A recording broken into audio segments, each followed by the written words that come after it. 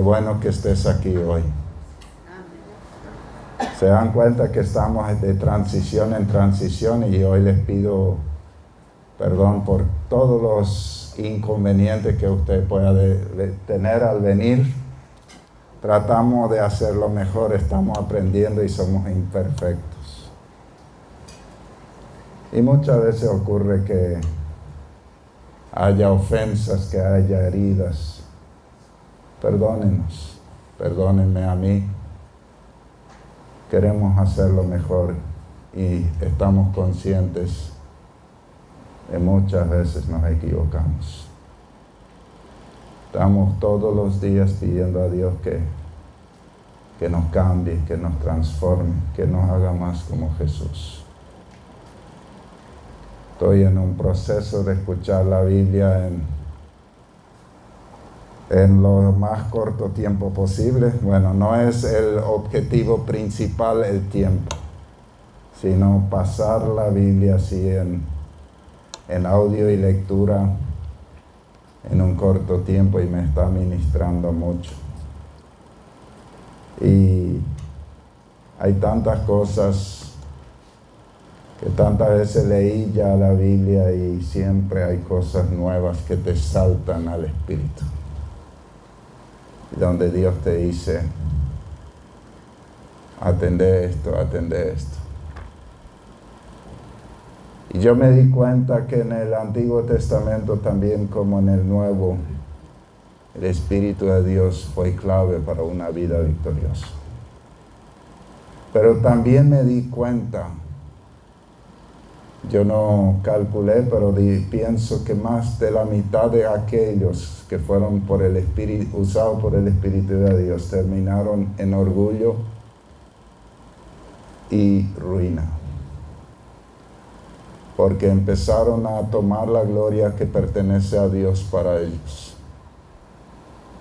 Y no estamos mejores hoy, así que estamos en ese mismo peligro todos los días y tenemos que cuidar nuestro corazón. Yo creo que mientras la presencia de Dios es palpable en nosotros, habrá humildad. Cuando ustedes vean soberbia en sus líderes, saben que eso es producto del hombre y no de Dios. Ahí ya nos estamos alejando de Dios, así que Dios tenga misericordia y nos mantenga con la humildad necesaria para realmente poder ser usados por el Señor. Amén. La palabra de Dios para hoy, el secreto de los triunfadores. El secreto de los triunfadores. ¿Quién quiere ser un triunfador aquí? Algunos. ¿Quién no quiere ser un triunfador? Ahí hay menos. Así que todos queremos ser triunfadores. Pero hay cosas claves que no podemos eludir en nuestra vida. Para ser un triunfador de verdad, para ser un triunfador no solo de las cosas de esta tierra, sino también las eternas, necesitamos mucho más que estrategias, mucho más que capacitación.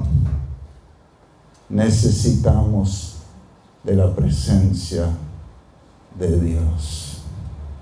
Y para que la presencia de Dios se manifieste, necesitamos preparar un lugar en nuestro corazón. Yo creo que una de las primeras cosas pasa en nuestro corazón y es tomar una decisión firme en pos de Dios. Mientras nosotros no tomamos una decisión firme, porque Dios nos creó con la libertad de decidir. ¿Por qué tantas veces caminamos de ruina en ruina en vez de caminar de triunfo en triunfo? Es porque lo hacemos en nuestra fuerza, a nuestra manera, y no con la dedicación al Señor necesaria.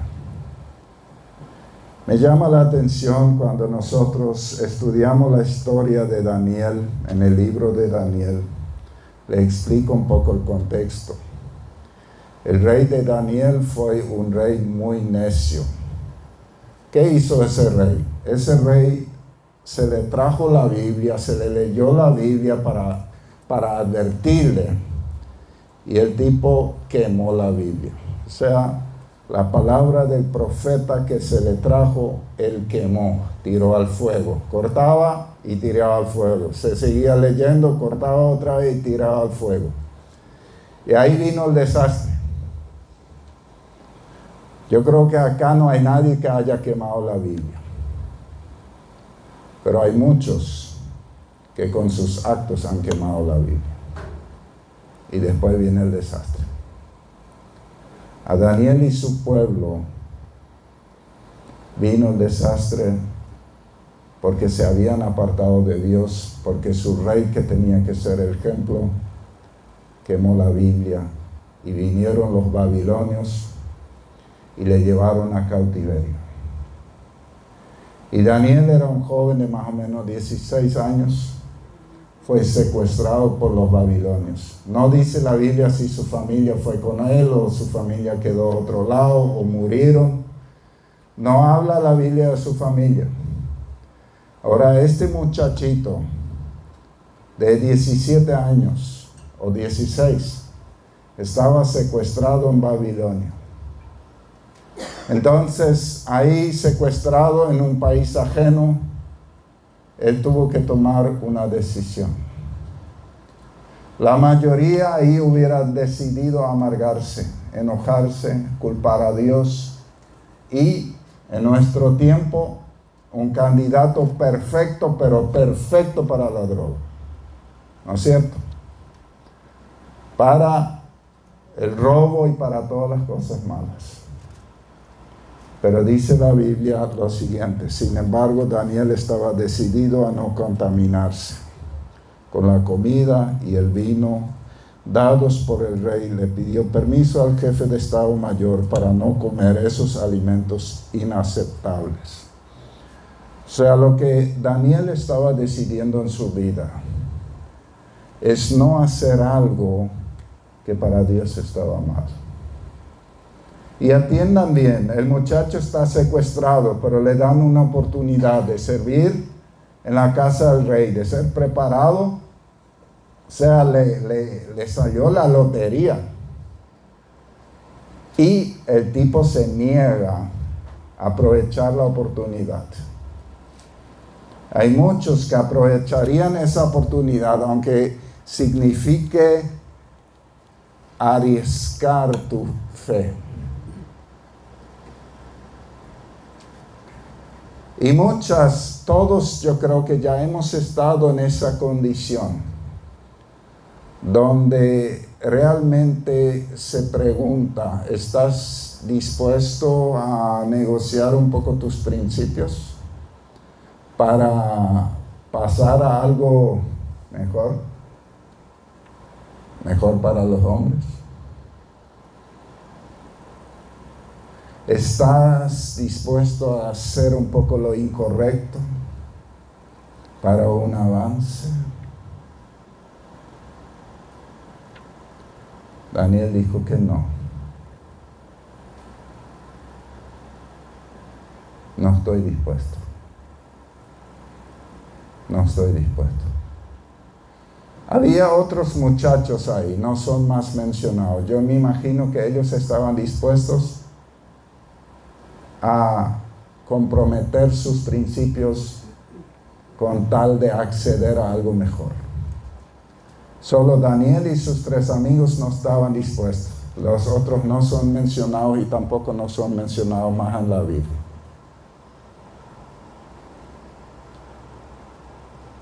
Las decisiones radicales, firmes, no están de moda en nuestro tiempo. Si tomas decisiones radicales, no vas a estar con los que están de moda. A veces vas a estar solo. la paz de Cristo va a caminar contigo. El camino de la vida es ese camino. En el Nuevo Testamento Jesús dice el camino de la vida es angosto, chiquito. Hice un estudio sobre el camino angosto y dice que es tan angosto que no puedes llevar carga ahí. Tenés que descargar antes de pasar por el portón. El camino a la muerte es amplio y muchos hay sobre él. Ahí están los que no tienen principios. Los que negocian todo para estar bien. Ahí están todos esos. Daniel tomó una decisión firme. Antes de esa decisión, y por eso empiezo con ese punto, porque me parece clave, porque Dios ha puesto en nuestro corazón la libertad de decidir, y parece ser que la presencia de Dios arranca nuestra vida cuando decidimos a favor de Él.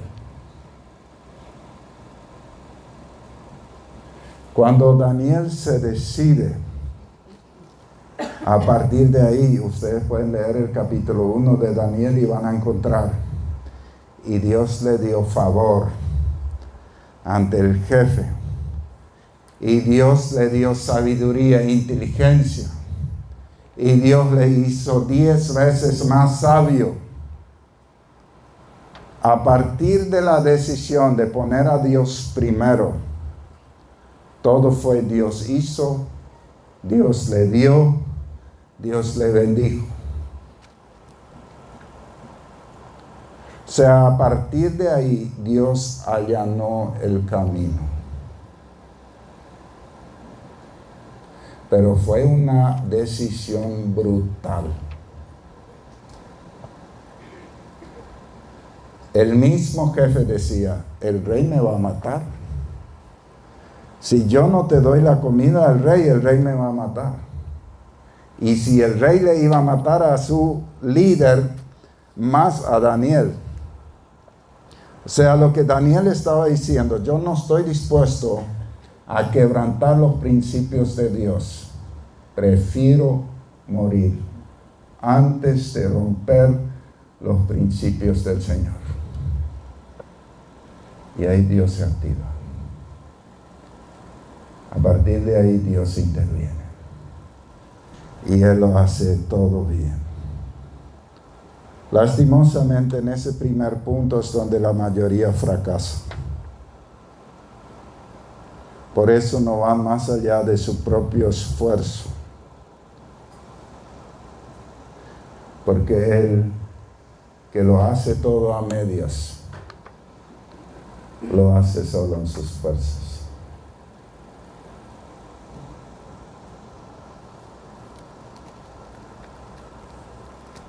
Otro ejemplo encontramos en el Génesis, en el capítulo 39. Otra situación muy adversa, la de José, que había sido vendido por sus hermanos y que estaba en la casa de Potifar y Dios estaba con él, dice la Biblia. Él había decidido no amargarse, él había decidido perdonar. Él no guardó rencor en su corazón a pesar de la injusticia. Por eso Dios estaba con él. Él había tomado la misma decisión de Daniel de no contaminarse. Las decisiones grandes no se toman en el momento de la tentación. Las decisiones se toman delante del Señor, en oración. Si vos vas a tomar la decisión de adulterar o no cuando sos tentado, ya caíste. Pero si tomas esa decisión en el lugar secreto con el Señor, Él te va a guardar. Él va a guardar tu corazón. sea, es claro que José no tomó esa decisión ahí, él ya la tenía tomada. Él no tenía nada que reflexionar sobre el asunto porque la decisión estaba en su corazón.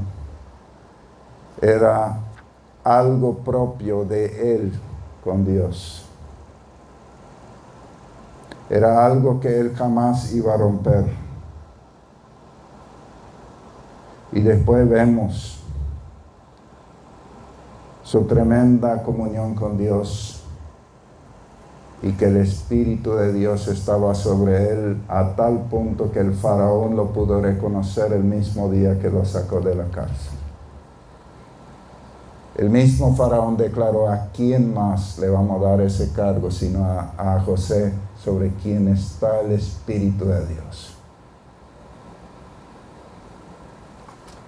Eso no fue después de que José haya dicho: mira, yo soy un buen cristiano, mira, yo esto, yo aquello. José era un prisionero que había sido sacado de la cárcel ese día para interpretar un sueño, nada más. Y cuando abrió la boca, se supo que el Espíritu de Dios estaba sobre él.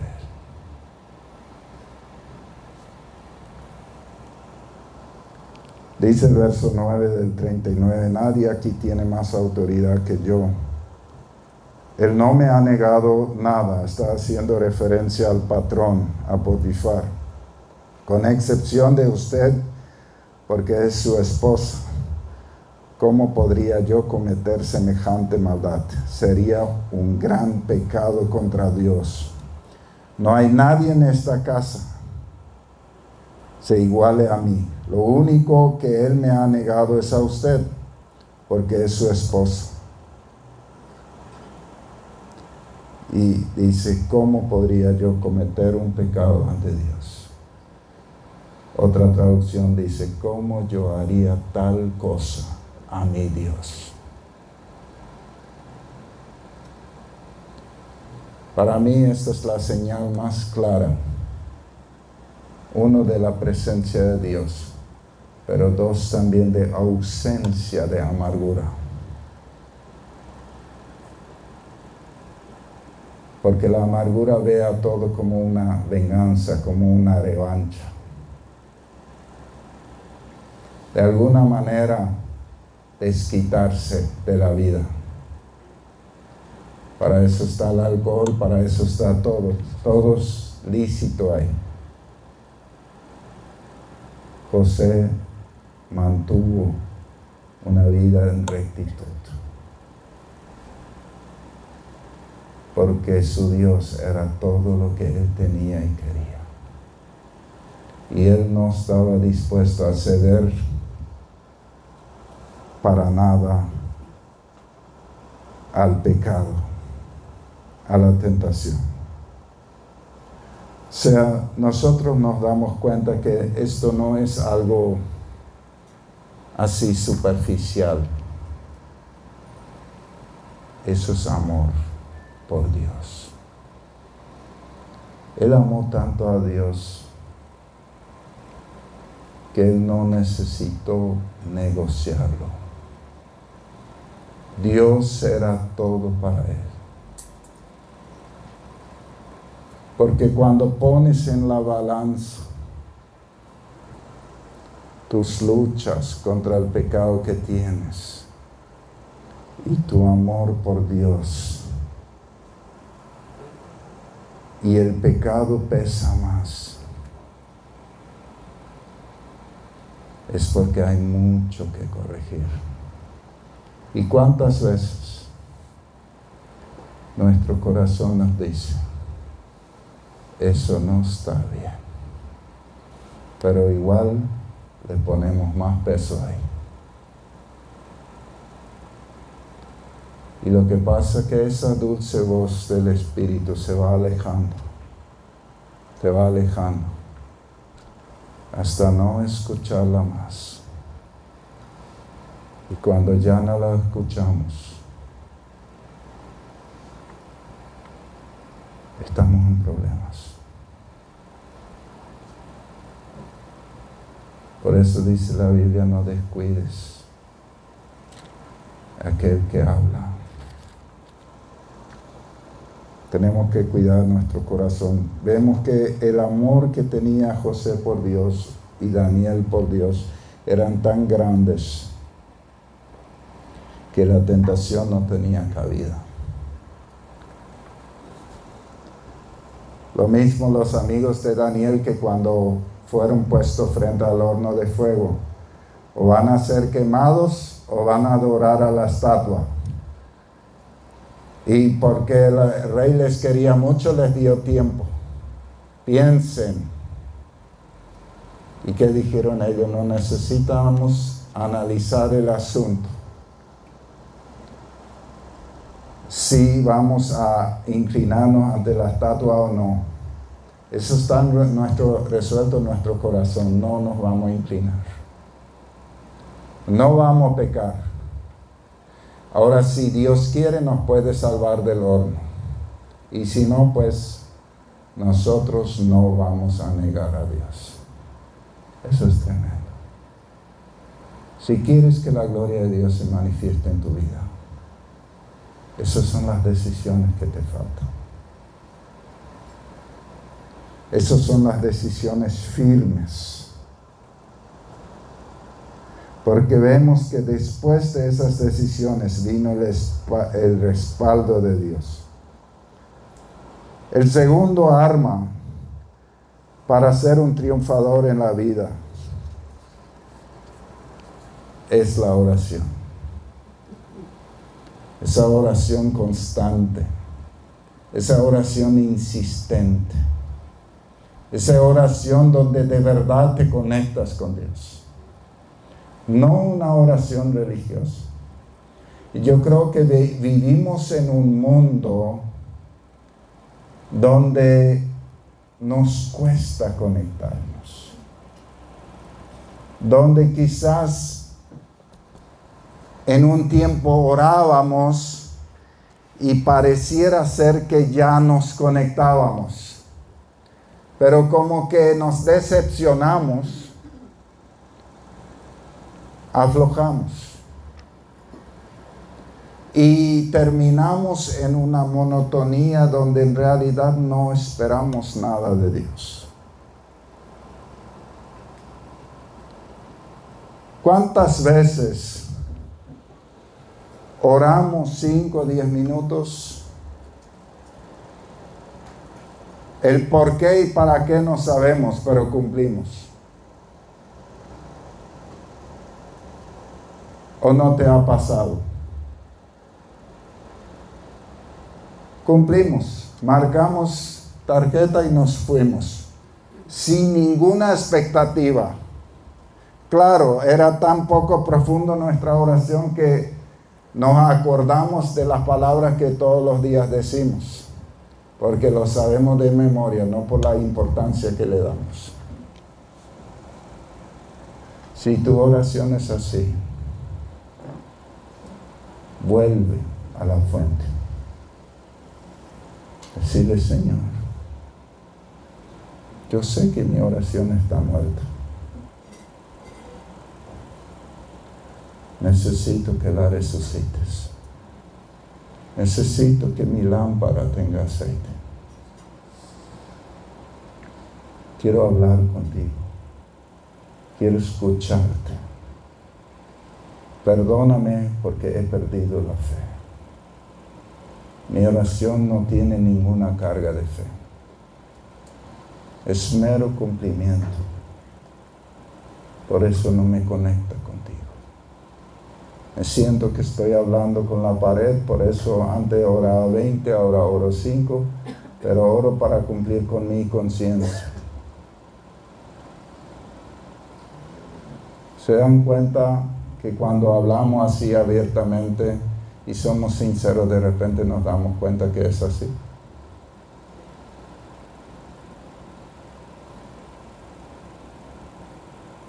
Yo no quiero llevar a un grupo de gente al error, quiero llevar a un grupo de gente a la presencia de Dios. para conectarnos necesitamos realmente orar.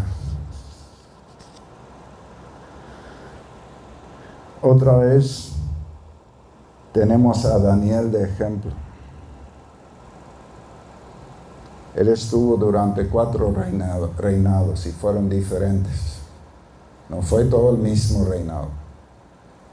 Hubo invasiones y otra vez el que invadió le puso a Daniel arriba. Nos damos cuenta que Daniel no fue ningún político. Fue un hombre que caminó cerca del corazón de Dios. Y el que le ponía ahí en posición alta siempre fue Dios, no los hombres. Él nunca hizo política para estar arriba.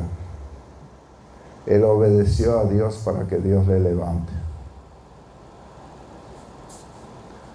Y los celos y la envidia son una señal, una de las señales más claras de un corazón enfermo, envenenado, que lleva muerte dentro. El primer asesinato fue por celos y envidia. Jesús, dice la Biblia, que Pilato sabía que lo mataban por celos y envidia. A Esteban lo mataron por celos y envidia.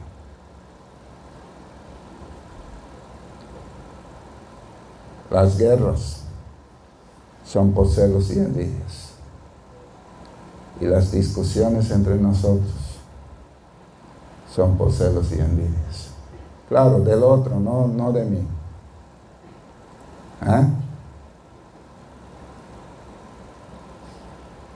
Analicemos nuestro corazón. Entonces, por celos y envidia, los compañeros de trabajo de Daniel, que no podían aguantar que Dios le había dado 10 veces más sabiduría que a ellos, y por su excelencia y por su trato correcto, el rey le valoraba mucho. Atender que todo lo bueno que Dios hacía con Daniel era un problema para los otros. No puede ser, no puede ser. Mira cómo habla el rey de Daniel. Todo le sale bien. Entonces ellos dijeron, ¿dónde Daniel tiene un error? Y dice la Biblia que no pudieron encontrar ese error que buscaron. Querían hacerle zancadilla, pero no encontraron cómo. Hasta que uno dijo, ¿viste que él ora 3 veces al día? ¿Viste cómo él ama a Dios? Ahí le tenemos que hacer la trampa. Ese es el único lugar donde le podemos tocar a él. Si viene una prohibición de orar a su Dios, esa ley él va a romper. Porque ellos vieron, observando, viendo el testimonio de Daniel, que ese es lo único que él no iba a hacer. No iba a romper ese amor por Dios. Era visible, era radical, era firme. Se dan cuenta que esa íntima comunión con Dios, esa decisión firme, hacía que hasta los enemigos no podían encontrar en él cosa incorrecta. Entonces él se van al rey y le cepillan al rey, le hacen un cepilleo del corazón y al rey le gusta y le dice, mira, vos sos esto, tenemos que hacer que la gente te adore y ore hacia vos y a ningún otro Dios. Y al ego del rey le gustó. Y le dijeron, haga usted pues una prohibición, que no se pueda adorar ni inclinarse a otro Dios durante 30 días. Y el rey lo hizo y lo firmó, lo selló. Y los sellos eran irrevocables. Cuando el rey se da cuenta que había caído en una trampa, ya era tarde, porque sus propias leyes decían que él no podía retroceder. Y dice el verso 10 del capítulo 6, Daniel sabiendo, otra traducción dice, cuando Daniel escuchó que el rey había firmado esa ley, de inmediato se fue a su casa, abrió las ventanas del segundo piso que daba hacia Jerusalén, se arrodilló para orar y dar gracias a Dios, tal como siempre lo hacía 3 veces al día. Para Daniel nada no cambió. ¿Se dan cuenta? Estos fueron, yo no sé, quizás 50 años más tarde de la decisión que él tomó de no contaminarse. Él mantuvo el mismo corazón.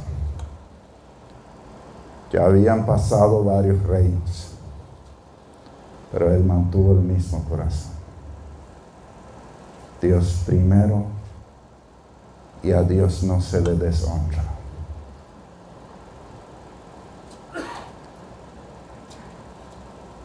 Decía que el que iba a hacerlo iba a ser echado al foso con los leones. Y bueno, eso fue la sentencia. Le echaron a Daniel en ese pozo con los leones hambrientos. Vino un ángel, le tapó la boca a los leones. Tuvo toda la noche ahí Daniel descansando sobre piel de león. No dice eso la Biblia, pero podemos imaginarnos.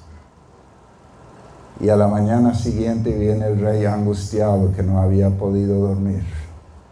Pregunta, Daniel, ¿pudo tu Dios, a quien tú tan fielmente sirves, salvarte?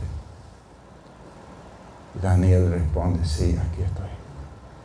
Envió su ángel para guardarme.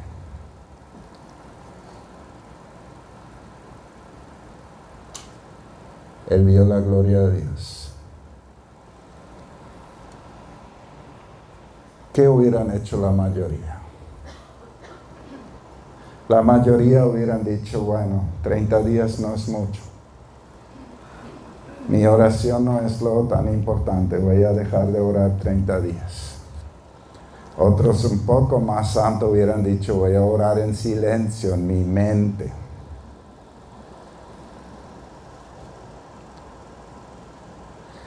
Y quizás algunos muy firmes hubieran dicho, yo voy a ir al monte donde nadie me encuentre, ahí voy a orar. Pero no sé si acá encontraríamos a alguien que diría, en la misma habitación, con la misma ventana abierta, de rodillas y en adoración. ¿Se dan cuenta? Vamos a pensar un poco en la historia. El que oró en silencio, nada no hubiera pasado. Porque tenemos que mirar un poco más adelante lo que desató. Fíjense que cuando se le saca a Daniel del foso, se le tira a los enemigos ahí. Y viene una orden que en todo el imperio, que era prácticamente todo el mundo de aquel tiempo, fue dado la orden que se honre al Dios de Daniel. O sea, hubo un mover de Dios sobre toda la tierra. Daniel vio la gloria de Dios. Los que hubieran hecho en silencio, a escondidas, o hubieran dejado de orar 30 días, no hubieran visto nada sobrenatural en su vida. Los triunfadores son aquellos que están dispuestos a orar en todo tiempo, a adorar en todo tiempo. A veces, aunque les cueste todo, buscar al Señor, que no haya nada que les pueda robar la oración. Yo creo que a nadie se le ha amenazado todavía a ese punto en Paraguay. Pero tenemos nuestras pequeñas luchas, que no dormimos, que hay un enfermo en casa, que hay mucho trabajo, que hay muchas cosas lindas, que hay un cumpleaños hasta muy tarde, que hay esto, que hay aquello. Entonces, ¿cuál es tu prioridad? Porque de acuerdo al orden de tus prioridades, va a ser también tu victoria. Si tu prioridad no está verdaderamente en Dios, siempre vas a saltar esas partes. Para la mayoría, gracias a Dios, una de las prioridades es ir ahora al trabajo. Se levantan, aunque se durmieron tarde, se levantan a tal hora y se van al trabajo. Si no, no van a tener un trabajo serio. El que tiene un trabajo serio está a la hora. ¿Sí o no? Porque el que falta 2 veces a la semana ya no va a tener un trabajo. El que tiene una relación seria con Dios debería no faltar a la cita. Yo creo que si podíamos escucharle audiblemente a Dios, Él nos iba a hacer recordar: ayer te esperé. Yo te he visto anoche. Yo me imaginé que no iba a venir, pero estuve ahí esperándote. ¿Dónde estamos? Quizás al 99,9% de nosotros Dios nos iba a decir: como quisiera ser tu celular para que te ocupes de mí, para que me lleves por todos lados, para que me ames, para que me mires. No sé si me entienden. Avancemos.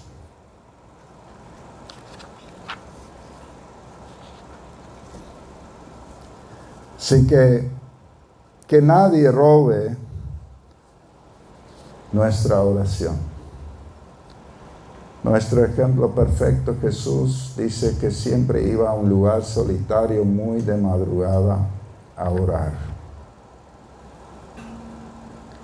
Y ante la decisión de elegir a los 12 discípulos, dice que Jesús oró toda la noche en una montaña.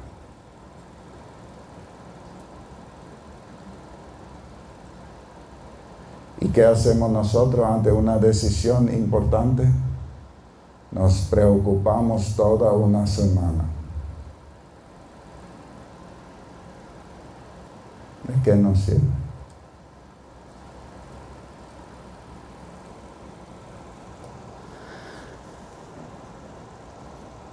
Otro secreto de los triunfadores es el Espíritu Santo. Es nuestra arma más poderosa.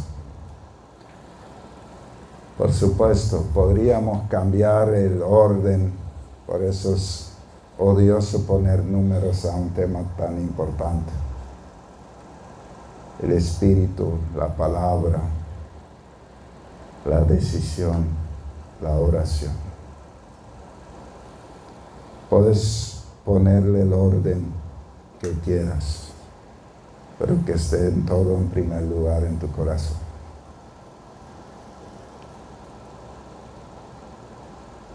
El Espíritu Santo es nuestra arma poderosa. Todos los hombres de la Biblia sobre quienes vino el Espíritu Santo hicieron grandes conquistas. Así como ya dije, tristemente la mayoría terminaron en soberbia, desobedeciendo a Dios y perdiéndolo todo. Sansón, Gedeón, Jefté, Saúl, Salomón. Qué triste final.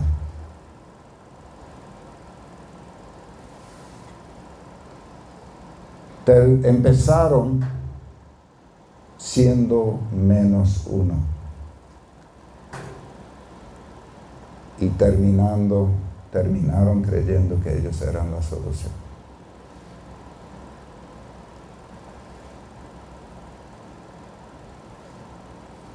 Todos, si no permitimos al Espíritu tomar el control, no somos nada. Y el día que cambiamos y nosotros ponemos a nosotros por delante, ese día lo perdimos todo. Eso fue en realidad lo que hizo Saúl. De repente, el que se escondía cuando le querían ungir como rey, era más sabio que Dios y desobedecía a lo que Dios había ordenado. Y siempre me impacta cómo es la soberbia, y quiero mostrarle algunos puntos de la vida de Saúl para quizás encontrarnos ahí para poder pedir perdón a Dios. Saúl había recibido la orden de eliminar a los amalecitas completamente, con todo lo que tenían. No era traer algunas cosas, pero él se fue y por el camino se le ocurrió traer las mejores cosas para ellos, porque sus amigos los generales querían algunas cosas. Entonces solo destruyeron lo peor y trajeron muchas cosas. Hasta alguna gente dejaron con vida que también tenían que eliminar. Saúl se va a erigir un monumento en su honor. Y viene el profeta Samuel y pregunta, ¿qué es todo esto? ¿Y dónde está Saúl? Y Saúl se fue ahí, está justamente haciendo un monumento para sí mismo. ¿Se dan cuenta? El tipo no se sentía mal por haber hecho las cosas mal. Estaba haciendo un monumento a sí mismo. Y cuando él viene y Samuel le dice, Dios te desechó, el Espíritu de Dios se aparta de vos. Él dice, che, camina conmigo para que los ancianos piensen que todo está bien. Y Samuel le dice, no, yo me voy por mi lado, vos fuiste desechado. No, amigo, vení por favor, camina conmigo para que la gente no se dé cuenta.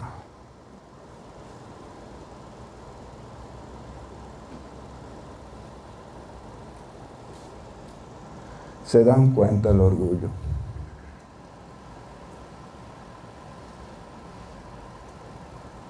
Yo a veces he dicho en mi oración, Señor, si es necesario que sea humillado hasta no poder. pero que tu presencia no se vaya de mí.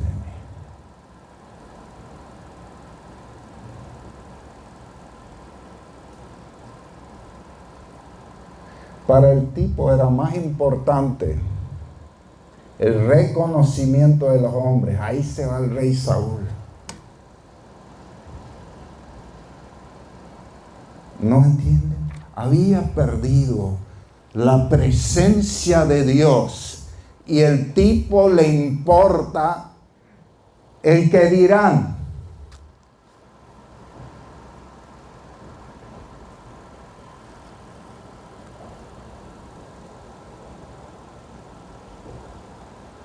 ¿Qué piensan? ¿Él valoró la presencia de Dios? Hace mucho ya no la valoró.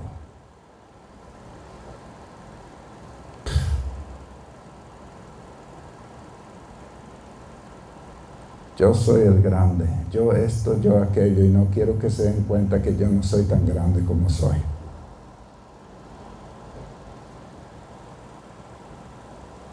Mi apariencia.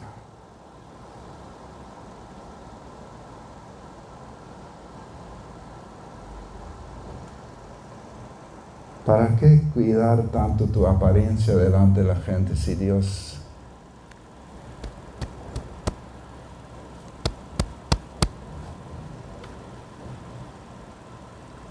sabe lo podrido que estás por dentro?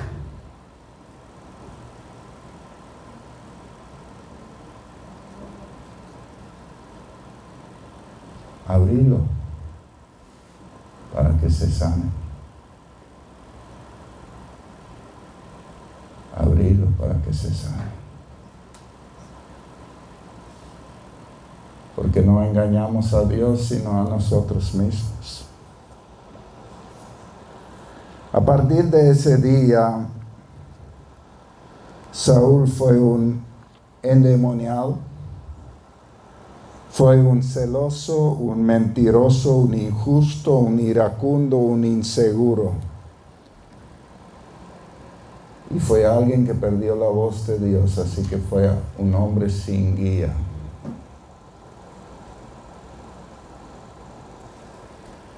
Y terminó autoeliminándose,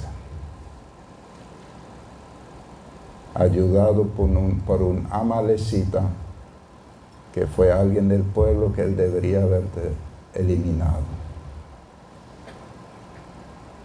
Así que lo que vos dejás con vida en tu vida, ese termina contigo. Si no, preguntémosle a Judas Iscariote. Su amor al dinero terminó con él de la peor manera, entregando al maestro.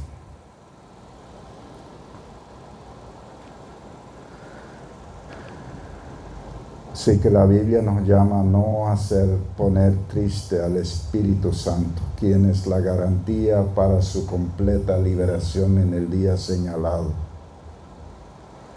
Para no ponerle triste, dice el verso 31 de Efesios 4, quítense de ustedes toda amargura, toda ira y enojos, gritos, calumnias y malicias. Eso tenemos que quitar de nuestro corazón. Sean amables, considerados unos con otros y perdónense como Dios los ha perdonado a través de Cristo. Ese último punto a muchos les cuesta. Dice, perdonándonos como Cristo nos perdonó. Ahora te pregunto, ¿merecíamos el perdón de Cristo? Nadie. Entonces, si nosotros perdonamos como Cristo perdonó, no es porque merece, es porque entendimos lo que Jesús hizo por nosotros.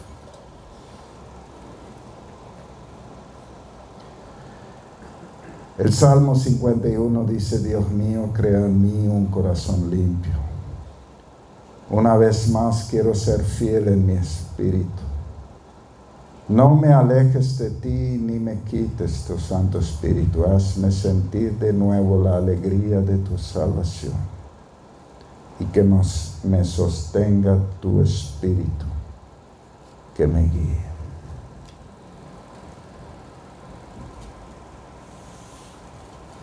Yo creo que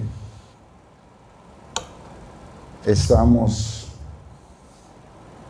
construyendo una tremenda estructura de hormigón que vamos a tratar de hermosear de la mejor manera.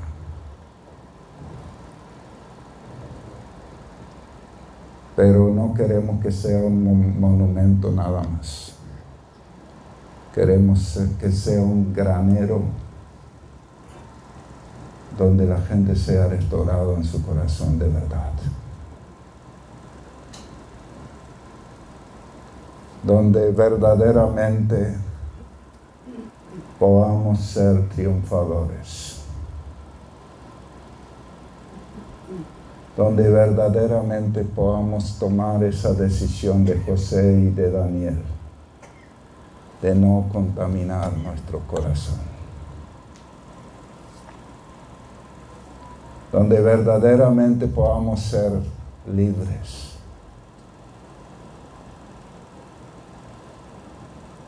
Donde podamos tener una vida de oración que nos conecte de verdad con Dios. Que nada nos pueda estorbar ni robar esa comunión con Dios. Quisiera tanto que las personas que pisen ese lugar puedan tener un encuentro con Dios.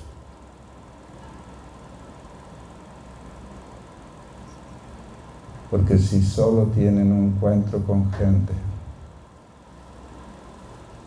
con nosotros, van a ser decepcionados.